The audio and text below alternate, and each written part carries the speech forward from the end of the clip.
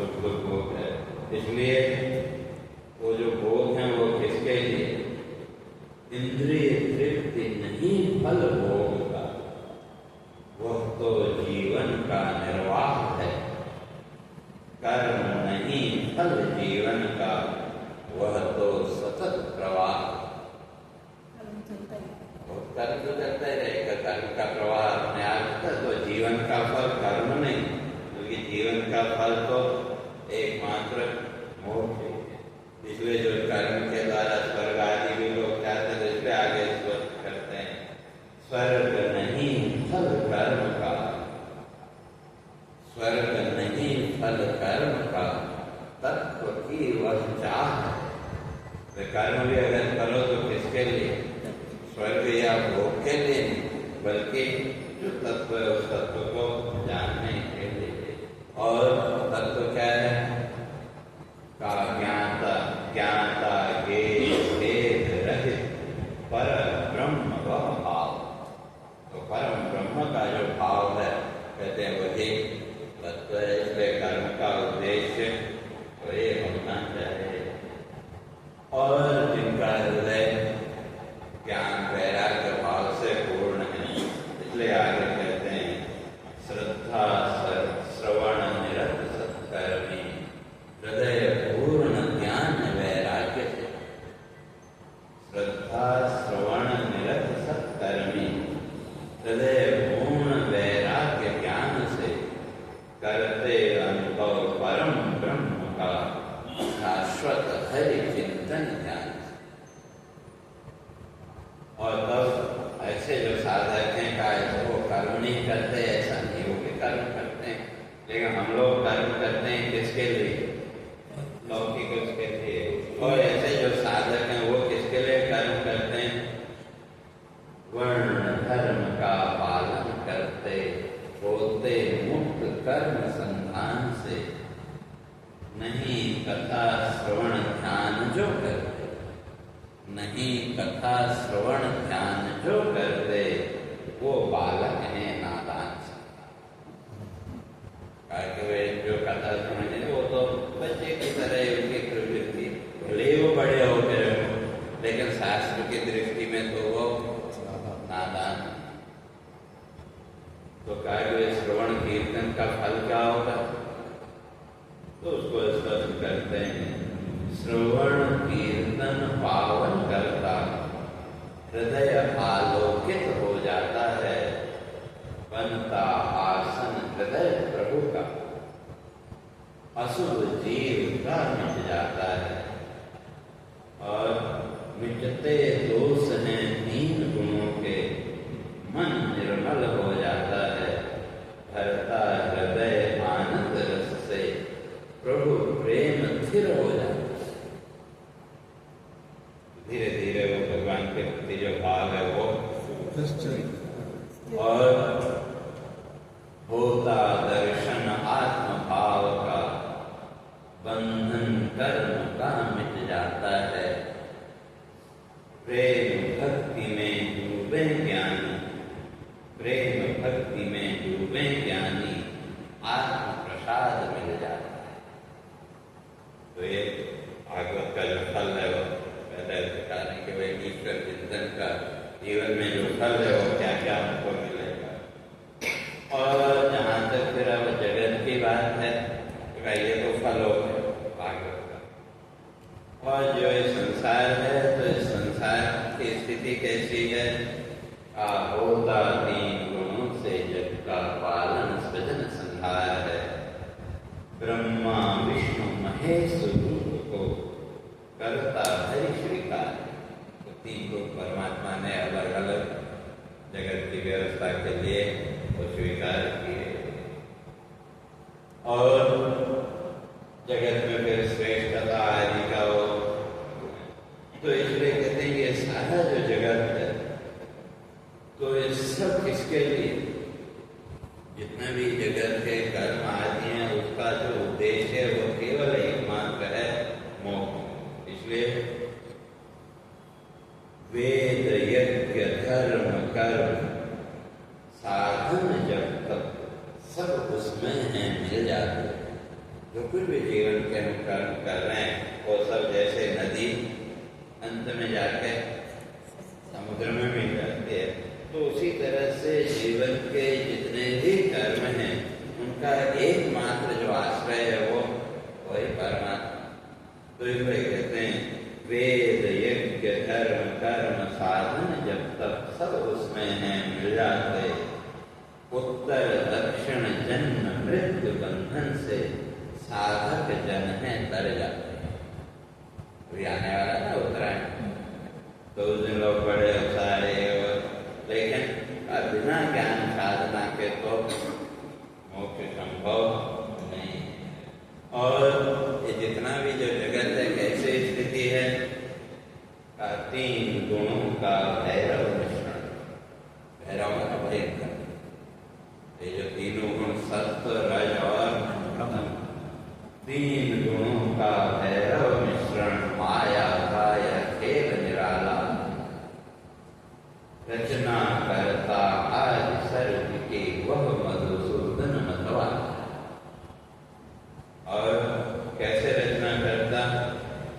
रचता जग को स्वयं आप ही, रचता जग को स्वयं आप ही, निर्गुण वैभव की यह माला, लीला अवतार है सब जग उसका, वह नटखट नटवर नंदना। तो फिर इसी क्रम में सूची आगे फिर भगवान के जो अवतार, उन अवतारों का वर्णन करते हैं। भगवान ने अवतार से पहले प्रश्न किया था कि मानव क्यों है बना भगवान, तो भगवान अवतार लेकर के क्यों पृथ्वी पर प्रकट होते हैं और कितने अवतार लिए। वैसे तो 24 अवतारों का वर्णन हमारे यहाँ आता है, लेकिन किसी भी पुराण में एक साथ 24 अवतारों का वर्णन, 24 अवतार जो माने, लेकिन एक साथ कहीं भी किसी भी पुराण में 24 अवतारों का वर्णन नहीं है, एक दो का अंतर। तो इसलिए जो अवतार परमात्मा लेता है तो वो इसलिए लेता है, कहते हैं लोक सृजन की इच्छा लेकर। साथ में अगर आप दूसरे पद में बोलेंगे तो आप लोगों को भी आनंद आएगा। लोक सृजन की इच्छा लेकर माया का विस्तार किया,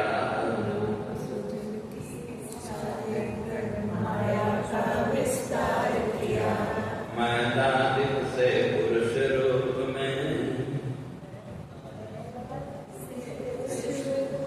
मैदानिक से पुरुष रूप में षोडश कला श्रृंगार किया।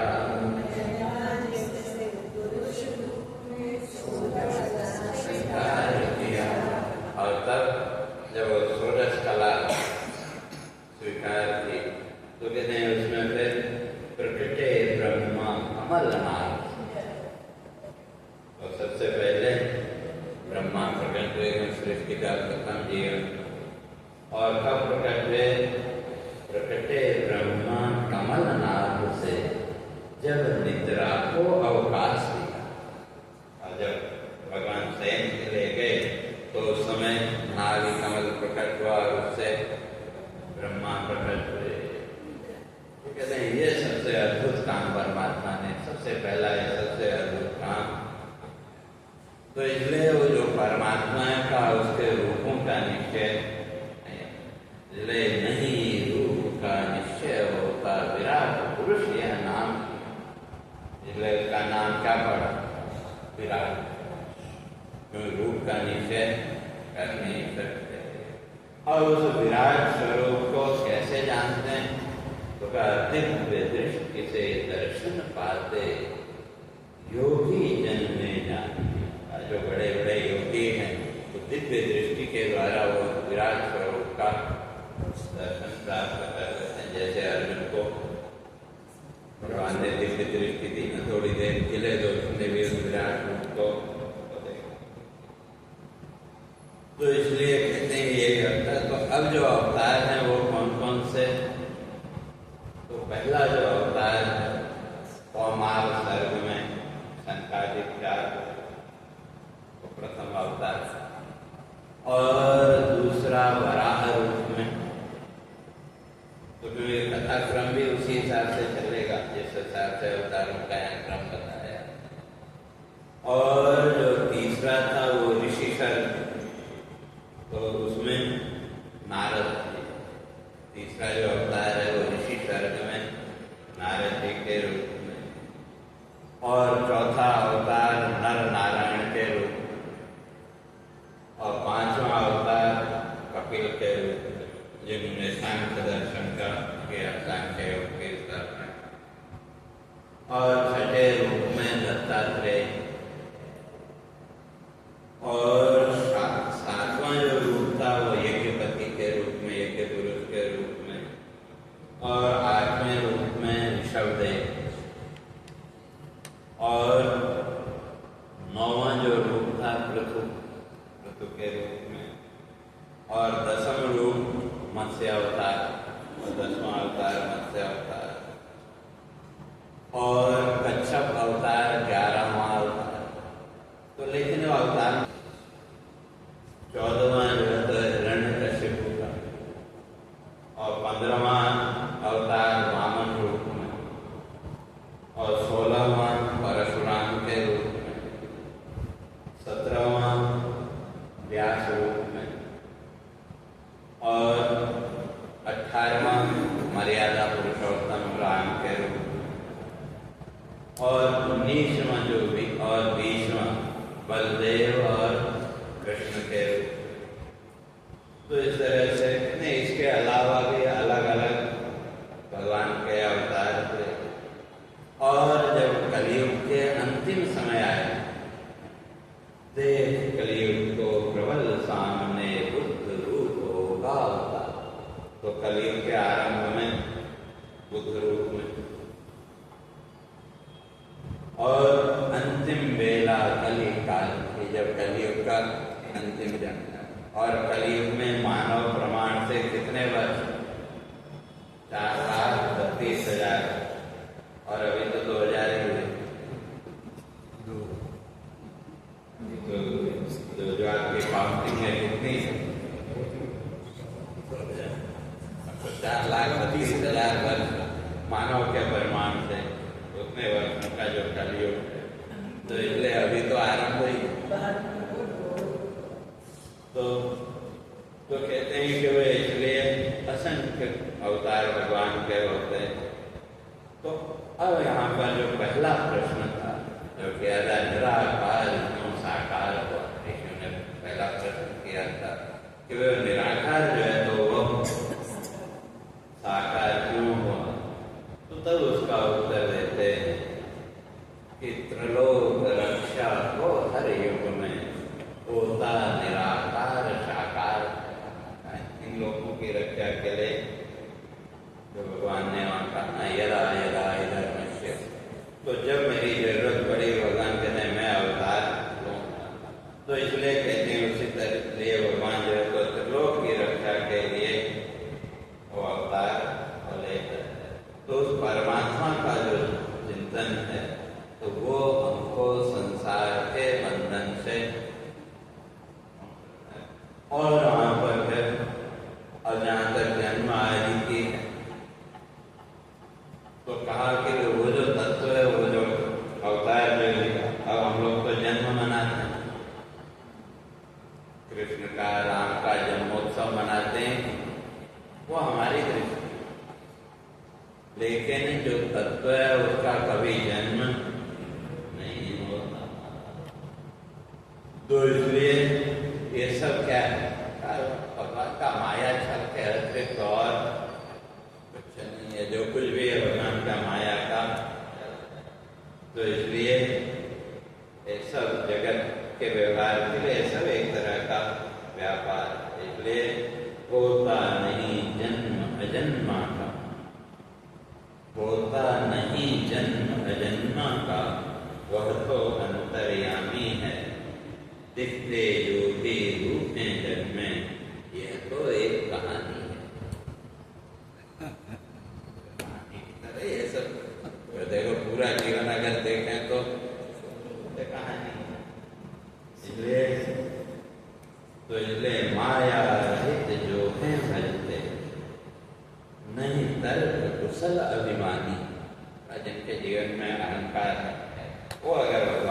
चिंतन करते हैं तो कहते आत्मभाव से चिंतन करते बंधन मुक्त जो ज्ञानी है वो आत्मभाव से चिंतन करते हैं और अज्ञानी अलग अलग रूप में उसका होता है। तो इसलिए जो उस परमात्मा का चिंतन करता है उसका फल क्या है? तो कहते हैं विघ्न जगत के नहीं मानते यह वेदों की वाणी है। धन्य भाग हो ईश्वर तुमको प्रभु प्रेम के जाने। तो जैसे विषयों की प्रशंसा कर रहे हैं, कथा शुरू करते हैं। तो तब वहां पर जब इतना कहा तो वहां फिर सौनक जी ने फिर प्रश्न किया सूत जी से, कहा कि वे ये जो भागवत की कथा है इस कथा का प्रयोजन क्या था? महर्षि वेदव्यास जी ने कथा का प्रतिपादन किया तो इसके पीछे कारण क्या था? तो तब वहां उसका उत्तर देते हैं कि वे जो भागवत कथा है कब हुई, कहाँ हुई, और जो सुखदेव जी तो वो तो कितनी देर रुकते कहीं भी 30 घड़ी कुछ क्षण से ज्यादा तो कितना का गाय को दूधने में जितना समय लगता है तो उससे ज्यादा तो सुखदेव जी कहीं रुकते ही नहीं। तो फिर वो 7 दिन कैसे रुकते? तो 7 दिन उन्होंने कथा सुनाई तो परीक्षित को तो वो तो कैसे रुक गए? तो कहा कि वो सब कथा हम सुनना चाहते। तो तब वहां उसका उत्तर देते हुए सूत जी कहते हैं कि एक बार महर्षि वेदव्यास सरस्वती नदी के किनारे बैठे थे, चिंतन कर रहे थे। और क्या चिंतन कर रहे थे? कहा कि जगत का कैसे कल्याण हो, कैसे उद्धार हो, वही तो अब उसी उद्धार की दृष्टि से पहले वेदों का पृथक्करण किया। वेदों का अलग अलग उनकी व्यवस्था पहले सब एक साथ ही होता। तो इसलिए महर्षि वेदव्यास जी ने तो 4 वेद लिखे ऐसा नहीं, बल्कि उनको उन्होंने अलग अलग व्यवस्थित किया कि जो गद्य वार्ता क्या पद्य वार्ता क्या उसका जो क्रम था उसको उन्होंने व्यवस्थित किया। और तो फिर उसी उद्देश्य से सबसे पहले जयकार को महाभारत तो बाद में नाम पड़ा। तो सबसे पहला नाम उसका क्या था? जयकार।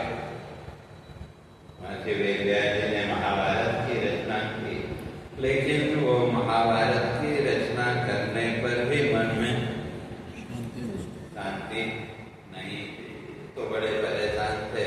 तो उसी समय जो है तो महर्षि नारद वहां पहुंचे और जब दोनों ऋषि आपस में मिले तो आपस में एक दूसरे को नमस्कार आदि जो कुछ भी व्यवस्था हो और फिर आपस में वार्तालाप होने लगा।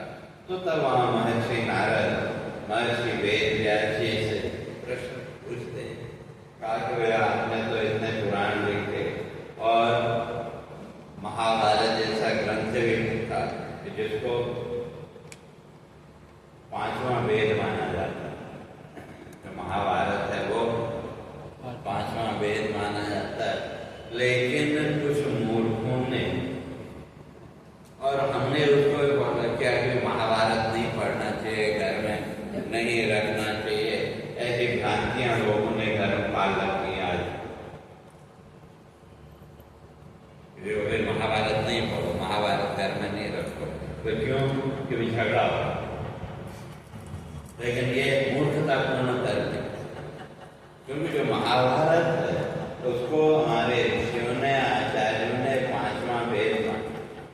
क्यों? वेद की भाषा थोड़ा जटिल, जो वेद को नहीं समझ सकते तो जिसको जीवन को समझना है तो सामान्य व्यक्ति के लिए और महाभारत की रचना वेदव्यास जी ने की। जयकार इसलिए वो नारद जी हम पूछते हैं कि आपने महाभारत की रचना की, तो अब तो आपका मन प्रसन्न होगा। तो तब व्यास जी कहते हैं कि नहीं, अभी भी मन में कुछ लगता है, कुछ कमी रह गई है। तो कहा कि भाई आप तो भगवान के निकट हैं, आपका तो निष्कंटक बिना रोक टोक के आप भगवान के यहाँ भी कहीं भी आप जा सकते हैं और आप तो इतने ज्ञानी हैं, तो इसका कोई उपाय है। तो तब वहाँ नारद जी कहते हैं कि वे उपाय आपने जय काव्य की रचना तो की, लेकिन उसमें ईश्वर की चर्चा नहीं। इसलिए जो महाभारत है, अगर उसको देखें तो एक तरह से मनोविज्ञान का ग्रंथ। अगर ह्यूमन साइकोलॉजी को समझना है तो महाभारत जरूर पढ़नी है। कौन व्यक्ति जीवन की किस परिस्थिति में कैसा निर्णय करेगा, क्या उसकी सोच होगी, वो सब महाभारत। इसलिए महाभारत ह्यूमन साइकोलॉजी की। लेकिन हम लोगों ने तो वो मिथ्या भ्रांतियां जीवन में और पाल के रखी, तो इसलिए वो कहते हैं कि मुझे आपने लिखा तो बड़ा अच्छा लगता, लेकिन उसमें हिंसा, महाभारत में कुछ ही कथा है, लेकिन आपने उस हिंसा को भी धर्म सिद्ध कर दिया महाभारत। तो भाई आपस में एक ही परिवार का जो है, तो उसको भी धर्म सिद्ध किया। गीता में भगवान ने जो बताया वो क्या है, वो भी तो मानव धर्म। तो इसलिए कहते हैं कि नारद जी कहते हैं कि महाभारत में जो हिंसा है, उस हिंसा को भी आपने धर्म सिद्ध कर दिया। अब जो अज्ञानी और मूर्ख लोग हैं वो हिंसा को ही धर्म मान लेंगे। तो इसलिए उसके निवारण के लिए, और दूसरा कहा वहां आपने ईश्वर का बखान नहीं किया, ईश्वर की वहां चर्चा। और जब तक ईश्वर की चर्चा न हो ग्रंथ में, का वो ग्रंथ जो है तो जो विद्वान है, विज्ञ लोग हैं, उनके लिए वो आदरणीय नहीं होगा। और इसीलिए आपके मन का जो विक्षेप है वो बना हुआ, इसलिए वो आपके मन का विक्षेप नहीं। तो इसलिए आप एक काम करो, कहा कि आप ऐसे ग्रंथ की रचना करो जिसमें ईश्वर का गुणगान। तो तब जो है तो महर्षि वेदव्यास जी ने भागवत ग्रंथ की रचना का विचार किया। अब रचनेता भी लिखे कौन, लिखने के लिए भी तो कोई चाहिए। तो गणेश जी का आवाहन किया, कहा ऐसे ऐसे में कोई लिखने वाला कोई व्यक्ति चाहिए। तो गणेश जी तैयार हो गए, कहा ठीक है मैं लिख तो दूंगा, लेकिन शर्त यह है कि मेरी कलम रुकनी नहीं। अगर मेरी कलम रुकी तो फिर उसके बाद नहीं। तो महर्षि वेदव्यास जी ने कहा ठीक है, लेकिन मेरी भी एक शर्त है, का बिना समझे आप एक भी शब्द नहीं लिखोगे। तो दोनों में एग्रीमेंट हो गया, तो लिखने में थे। अब जब महर्षि वेदव्यास जी को सोचने के लिए समय चाहिए होता था, तो वो कोई ऐसा जटिल शब्द वहां बोल देते तो जिसको समझने में गणेश जी को थोड़ा समय लगे, तो इतनी देर में आगे की पंक्तियों सोच लेते। तो इस तरह से एक ग्रंथ की रचना हुई। तो इसलिए तो वहां जो है तो जब वहां नारद जी ने उनको बताया, तो इसलिए वो कहते हैं कि वे इसलिए आप भगवान का गुणगान करो, तो उसका फल क्या होगा। का जो है बंदी जग जीवन के दे दो उनको हरि लाखा था। का जो प्राणी संसार में बंदी बन के बैठे हुए का उनके लिए भी तो कुछ करो। इसलिए उनको भगवान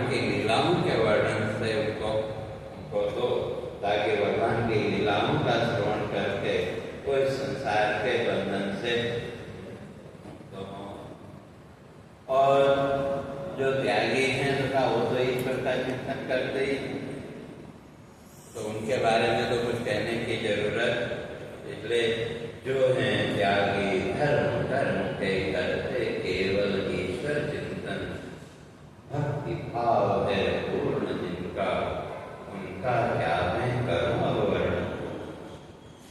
इसलिए नहीं अमंगल होता उनका, नहीं अमंगल होता उनका, जो निष्दिन है करते वंदन, नहीं भजन धर्म कर्म रत जो, क्या वह पाते हैं दर्शन।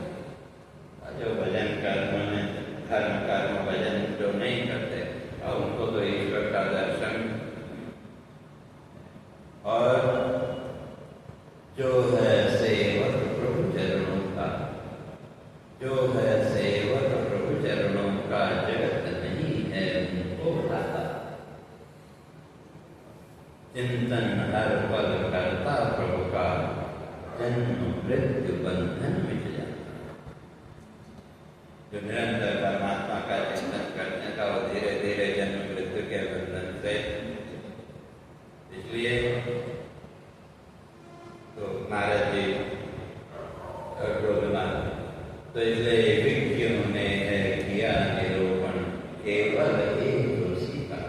बड़े बड़े जो ज्ञानी हैं वो सब उस परमात्मा के ही विभिन्न विभिन्न रूपों में वो चर्चा करते हैं।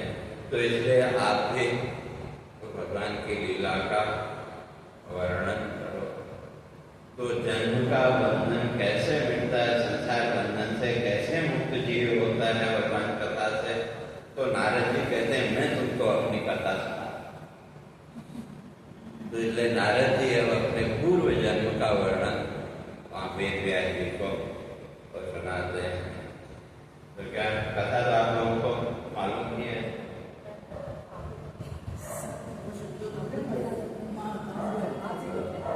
कहते हैं कथा सुनाता पूर्व कल, कथा सुनाता पूर्व कल की था वेद विप्र वेद निष्ठ एक महान, जननी दासी उस घर की थी और मैं बालक था नादान। तो माँ जो ब्राह्मण के घर में तो काम करती थी, और उसी समय चातुर्मास से योगी करते। चातुर्मास के लिए कहते हैं वो जो ब्राह्मण था उसके घर में कुछ साधु संत पहुंचे, और उनका जो ध्येय था लेकर मन में थे वहां, और जो ब्राह्मण था उसने मुझे उनकी सेवा में लगा। चातुर्मास से योगी करते लेकर मन में थे वहां, हुआ चयन था बचपन में सेवा थी जो पुण्य समान। तो फिर आगे कहते हैं यद्यपि बालक पर नहीं चपल, मैं बालक होता लेकिन मेरे जीवन में चंचलता नहीं। तो इसलिए चंचलता जब नहीं थी तो क्या था, धीर गंभीर आज्ञा था। तो ऋषि जो भी आज्ञा देते मैं तो पूरा करता। तो इसलिए सेवा करता ऋषि आज्ञा पा, उनकी मुझ पर करुणा पा। उनकी मैं सेवा करता था, तो सेवा के द्वारा ऋषियों की जो कृपा है वो मेरे ऊपर थी। और जहाँ तक भोजन की बात है, ऋषियों के भोजन करने के बाद जो बच जाता था तो वो जो है तो मैं भोजन कर लेता था। और उसका भी फल ये हुआ कि धीरे धीरे मेरे जीवन में जो एक अज्ञानता थी, अज्ञान का जो भाव था वो दूर हो गया। तो इसलिए और वहाँ मैं क्या करता था, तो आप साथ में तो आप उनको कहाँ जाएगा। सुनता हर दिन कृष्ण कथाएं, सुनता हर दिन कृष्ण कथाएं, सुनता हर दिन कृष्ण कथाएं, मन में जड़ता तो सुनता हर दिन कृष्ण कथाएं। रोज मैं वहाँ भगवान की कथाएं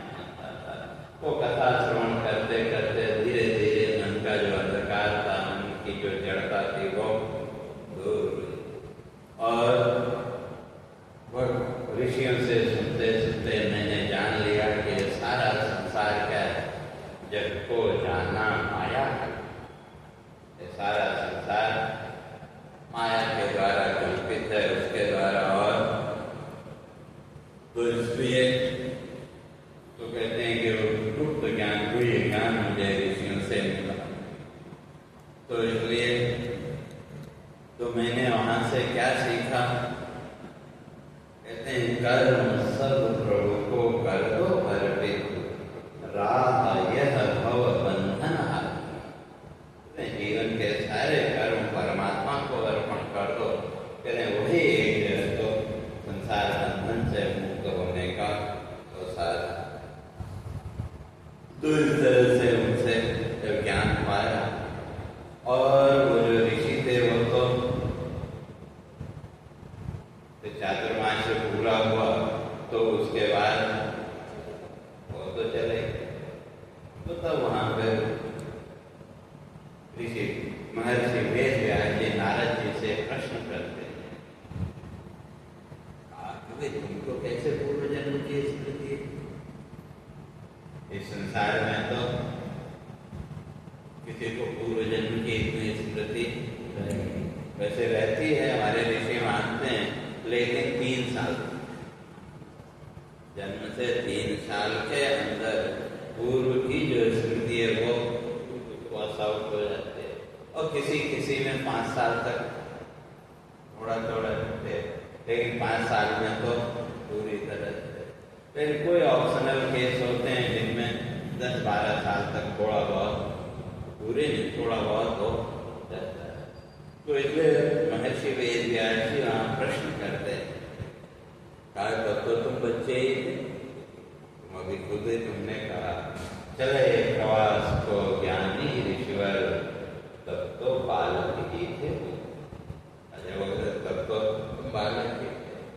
और फिर प्रश्न करते हैं, कैसे काल था वय का बीता, वयमाना आयु, कैसे काल था वय का बीता, जग में कैसे लगता था मन। अरे सब तुम कह रहे हो तो ऋषि तो चले गए, फिर उसके बाद तुम्हारा जीवन कैसे चला? और अंत समय जब आया वय का, कैसे साधा मन हुआ। जब जीवन का तुम्हारा अंतिम समय आया तो उस समय तुमने अपने मन को कैसे साधा?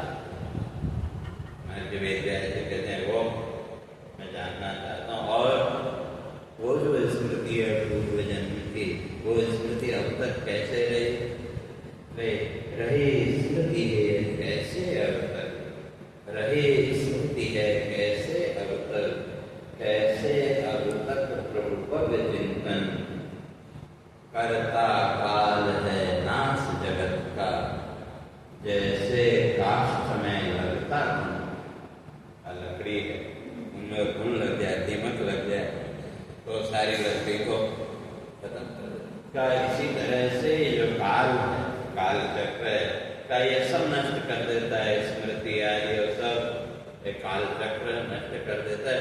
लेकिन फिर भी तुमको ये कैसे याद है सब? तो तब उसका उत्तर नारद जी देते हैं,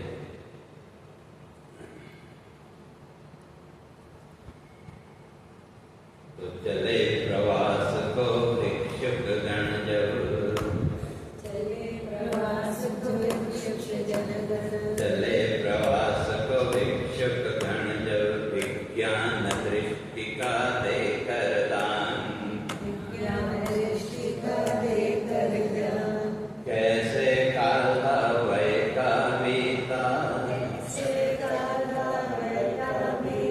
ऋषिवर उसको लो अब जान, उसको अब जान। तो इसलिए कहते हैं मेरे पास तो माँ के अतिरिक्त और कुछ नहीं था, तो इसलिए स्नेह पास था जीवन उसका। कहते हैं मेरे जीवन में बंधन कुछ नहीं था, केवल माँ का जो स्नेह है वही मेरे लिए बंधन का, तो माँ को छोड़ के मैं जा नहीं सकता। और वह दासी अबला दुखियारी, और कैसा उसका जीवन था? ईश्वराधीन जग नर्तन करता, काष्ठ पुतलिका वह नारी। तो देखा कठपुतली टीका थे। तो कहते हैं वो ब्राह्मण के घर में दासी का काम करते थे, तो इसलिए उसका जो जीवन था वो कैसा था, कठपुतली की। जो दासत्व है वह वहाँ अपनी तो कोई इच्छा तो चल ही नहीं सकती। तो और वो जो माँ, तो यहाँ माँ के स्वरूप का वर्णन किया, कहते हैं उसको जो है तो माँ को सबसे ज्यादा चिंता किसकी थी, मेरी। तो योग क्षेम की मेरी उसको चिंता, पराधीन ममता अति प्यारी थी, बंधा स्नेह में मैं भी उसके, बंधा स्नेह में मैं भी उसके, वह माँ, बंधा स्नेह में मैं भी उसके, वह माँ करुणा कुसुम की ज्ञानी।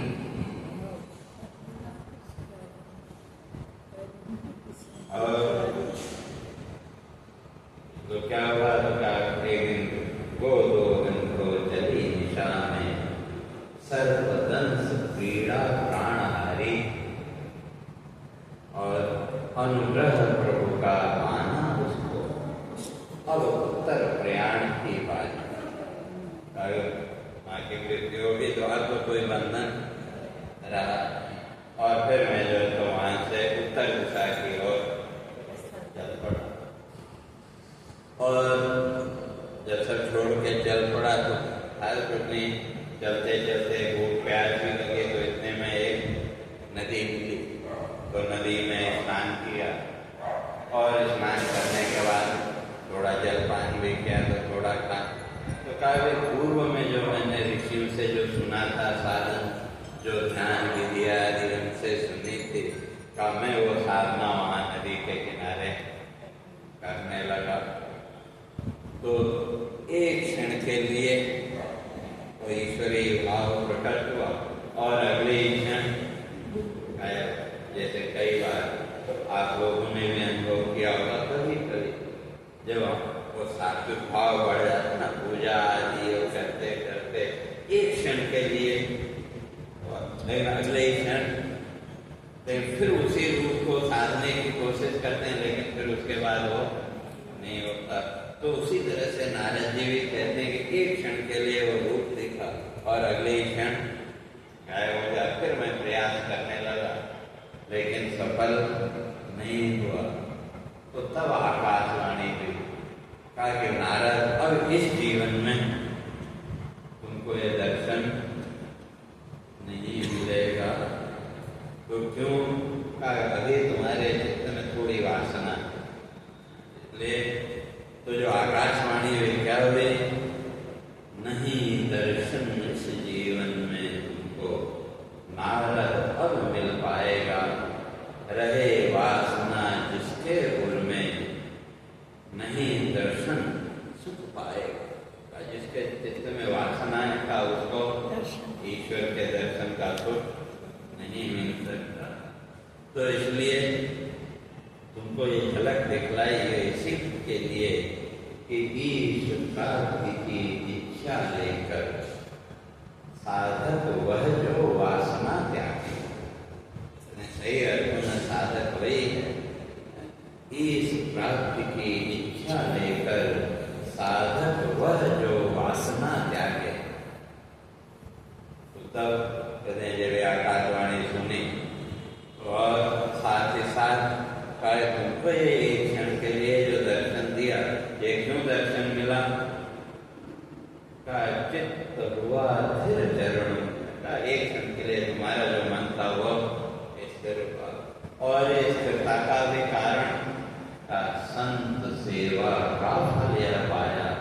का ऋषियों की जो तुमने सेवा की थी, ये उसका फल तुमको मिला। तो इसलिए तुमको साथ ही आकाशवाणी से वरदान मिला, का प्रकृति मलिन देह को त्यागो, पार्षद रूप है उनको आया। का इस जीवन का जब अंत होगा, तो उस समय तुमको उस ऋषि सेवा के फल करो, और जो तुम साधना करोगे उसके फल करो, तुमको का पार्षद रूप में। तो इसलिए ऋषि कल्प में नारद के रूप में।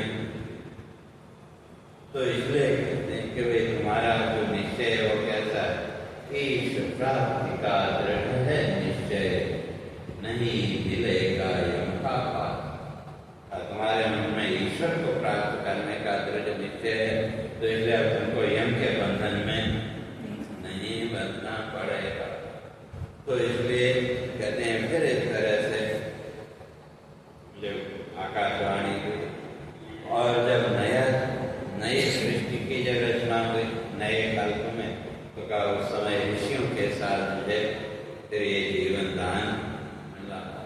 तो इसलिए अपना जो निष्कर्ष है वो नारद जी यहाँ बताते हैं कि भाई मेरा जो जीवन का जो निष्कर्ष है वो क्या है?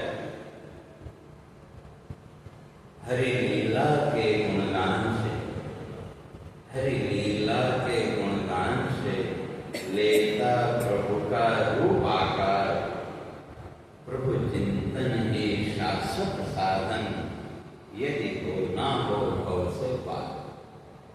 संसार से अगर संसार बंधन से अगर मुक्त होना है तो केवल ईश्वर का चिंतन ही एकमात्र साधन है। इसलिए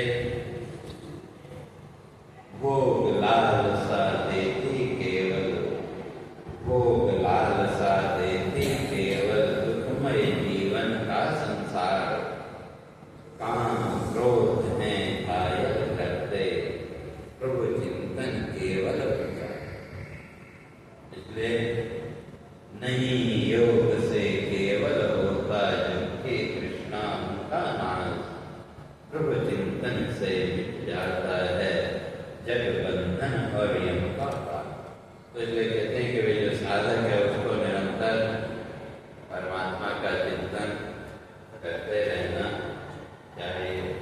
तो इस तरह से नारद जी ने अपने पूर्व जन्म का वृतांत बनाया। तो अब उसी क्रम में फिर तो जब नारद जी से व्यास जी को ये सब चीजें पता लगी और उसके बाद नारद जी को तब यहाँ सौनक जी प्रश्न करते हैं, कहा कि भाई नारद जी की ये सब कथा और ये जान करके कहा फिर महर्षि वेद व्यास ने क्या किया? तो नारद जी तो अपने पूर्व जन्म की ये सब साधन बता के निकल गए। तो तब कहते हैं कि भाई ब्रह्म नदी के किनारे जो महर्षि वेद व्यास जी थे वो आश्रम में एक स्थान पर बैठे, वहाँ बहुत से ऋषियों के आश्रम थे और वहाँ पर जो है तो फिर वो जो है तो आत्मसंधान आत्मचिंतन करने लगे, जहाँ से उनको ये भागवत का पूरा ज्ञान मिला। तो इसलिए तो तब वहाँ फिर सौनक जी फिर यहाँ प्रश्न करते हैं सूत जी से, महर्षि वेद व्यास जी और नारद जी तो बड़े ज्ञानी थे। महर्षि वेद व्यास जी उच्च कोटि के ज्ञानी थे, उनको तो संसार से कुछ लेना देना था ही नहीं। तो इसलिए नहीं कामना जग जीवन की जो है योगी आत्मा राम, नहीं कामना जग जीवन की जो है योगी आत्मा राम, निवृत्ति निरत निरपेक्ष मुनि को भक्ति ग्रंथ से क्या था? तो फिर भी हमको ये भक्ति ग्रंथ से हमको जरूरत क्या थी? तो उसका उत्तर यहाँ जाए तो सूत जी उसका उत्तर देते हैं, जो है ज्ञानी आत्मरत योगी, जो है ज्ञानी आत्मरत योगी, नहीं ग्रंथि माया का बंधन, भक्ति अहेतु की करते निर्मल, ईश गुणों का शाश्वत। ये नहीं समझो कि भाई जो ज्ञानी है उसके जीवन में भक्ति नहीं होगी, ऐसा नहीं। लेकिन हमारी जो भक्ति है वो फल इच्छा को लेकर है, और जो ज्ञानी की भक्ति है वो नहीं, वहां कोई इच्छा नहीं, तो इसलिए अहेतु के बिना है। तो इसलिए चित्त में किसी प्रकार का दोष, किसी प्रकार का विकार न आए, तो उसके लिए ज्ञानी भक्ति करते हैं। क्योंकि संसार का जो प्रवाह है, तो यहाँ तो स्वाभाविक है, इसलिए काजल की कोठरी में कैसो हो सयान हो जाए, एक लीक काजल की लागी है। तो इसलिए जब तक संसार में है, जब तक शरीर है, तो तब तक संसार के दोषों की संभावना बनी। तो इसलिए उन दोषों की निवृत्ति के लिए, फल की इच्छा के लिए नहीं, बल्कि वो दोष दोबारा जीवन में न आए, दोबारा से चित्त दूषित न हो, उसके लिए जो ज्ञानी है वो भक्ति करते हैं। तो इसलिए निवृत्त, जो प्रश्न क्या निवृत्ति निरत निरपेक्ष मुनि को भक्ति ग्रंथ से क्या था, तो उसी का उत्तर दे। तो इसलिए तो अब ये भक्ति ग्रंथ की जो रचना करनी पड़ी, तो उसके पीछे कारण क्या था? तो अब यहाँ पर जो तो महाभारत की चर्चा थोड़ी देर करते हैं। देवपुत्र थे पांडव पांचों, देवपुत्र से पांडव पांचों, देवपुत्र थे पांडव पांचों, देवपुत्र से पांडव पांचों, करा कथा परीक्षित अब लो सुन, कथा परीक्षित अब लो सुन। महासमर में मिली विजय थी, महासमर में मिली विजय थी, महासमर में मिली विजय थी, स्वर्गारोहण की थी धुन, स्वर्गारोहण की विजय थी, स्वर्गारोहण की थी धुन। जो पांचों पांडव थे, और वो जो युद्ध था वो कैसा था? महासमर्था द्वापर युग का, महासमर्था द्वापर युग का, धर्म युद्ध थी, धर्म युद्ध की थी पहचान, धर्म युद्ध की थी पहचान, कौरव पांडव दोनों लड़ते, कौरव पांडव दोनों लड़ते, अद्भुत अनुपम थी महान, अद्भुत अनुपम थी महान। और क्या क्या हुआ? रहे जूझते रण में योद्धा, रहे जूझते रण में योद्धा, शत्रु मित्र सब थे अनजान। शत्रु मित्र थे कौन शत्रु है, कौन मित्र है? सभी तो अपने, तो इसको किसलिए शत्रु कहेंगे, किसको मित्र कहेंगे? ले रहे जूझते रण में योद्धा, शत्रु मित्र सब थे अनजान। तांडव यह विकराल काल का, पांडव यह विकराल काल का, कोई धरा थी लघुलुहान, कोई धरा थी लघुलुहान, राजभोग की इच्छा लेकर, राजभोग की इच्छा लेकर, भीषण था संहार हुआ, भीषण सा संहार हुआ, नियम युद्ध के सारे टूटे, नियम युद्ध के सारे टूटे, छल से था प्रहार हुआ। छल से था प्रहार हुआ। महाभारत के युद्ध में जो नियम बनाए थे, किसी भी नियम के अनुसार युद्ध नहीं। तो सबसे पहले कौरवों ने नियम भंग किया, और उसके बाद तो फिर जितने भी योद्धा थे, उन सब योद्धाओं की जो हत्या है वो नियम विरुद्ध ही हुई। लेकिन जिसने नियम भंग किया, तो फिर वो नियम का वो नहीं कर सकता। तो इसलिए सबसे पहले जो नियम तोड़ा कौरवों ने, और फिर भगवान ने। तो अगर नियमों के अनुसार युद्ध होता, तो वो कभी युद्ध समाप्त होता ही नहीं। लेकिन फिर भगवान ने कोई भी नियम नहीं माना। जब जरूरत हुई, मारो इस तरह से लेकिन अब वहाँ जो है तो अब कौरवों ने नियम तोड़ा था, इसलिए वो उसका उलाहना नहीं दे सकते। तो इसलिए तो क्या क्या टूटी जंगा दुर्योधन की, टूटी जंगा दुर्योधन की, भीम गदा का वार हुआ, भीम गदा का वार हुआ, अश्वत्थामा बना रणनायक, अश्वत्थामा बना रणनायक, फिर से था अत्याचार हुआ। इससे का अत्याचार हुआ। युद्ध के अंत में जब युद्ध लगभग समाप्त हो गया तो फिर अश्वत्थामा को दुर्योधन ने जब सेना नायक बनाया तो पांडवों के जो 5 पुत्र थे उसने उनकी हत्या कर दी। इसलिए नेतृत्व कृष्णा सुते 5, कृष्णा सुते 5, उनका भी था संहार हुआ, उनका भी था संहार हुआ।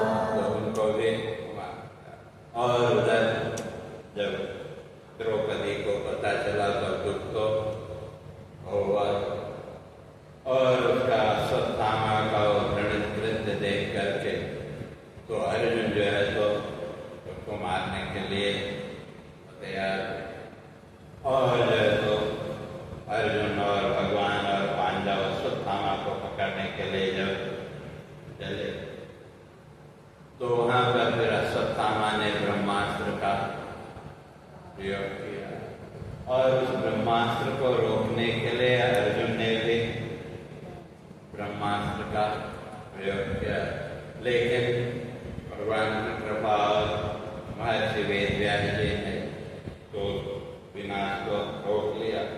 तो अर्जुन से कहा वे वापस लो, तो अर्जुन ने तो अपना ब्रह्मास्त्र वापस ले लिया, लेकिन जो अश्वत्थामा था उसको वापस लेने की भी बातें नहीं थी। तो उसने वो जो ब्रह्मास्त्र था उसकी दिशा उत्तराखंड के गर्भ की ओर, क्योंकि बचपन से उसके अंदर वो द्वेष भाव था कि वे मेरे पिताजी वे पांडवों को ज्यादा बताते हैं सिखाते हैं, मुझे नहीं सिखाते, इसलिए उसके अंदर वो द्वेष भाव था। तो इसलिए तो उसने क्या उसको उत्तराखंड के गर्भ की ओर मोड़ दिया और जो है तो अश्वत्थामा को बंदी बना करके और लेके आए द्रौपदी के सामने उसको प्रस्तुत किया। और वहां भगवान ने एक बार वहां कहते कहा कि वे जो ज्ञानी व्यक्ति है, जो विचारशील व्यक्ति है, तो मत प्रमत्त उन्मत्त और शुभ, मत माने विक्षिप्त, प्रमत्त थोड़ा ज्यादा विक्षिप्त, उन्मत्त तो एकदम पागलपन जिसमें सवार हो, और जो व्यक्ति सोया हुआ, बालक अबला शरणागत अज्ञानी, बालक है स्त्री है और जो शरणागत है कोई अज्ञानी है, तो कहा इन पर जो है तो ज्ञानी शस्त्र का वार नहीं करते। इसलिए अश्वत्थामा ने तो उल्टा है, इसलिए ये ज्ञानी तो नहीं है, तो इसलिए उसको क्षमा करना, क्षमा के वो योग्य नहीं है। लेकिन ब्राह्मण है इसलिए हत्या के भी वो योग्य नहीं है।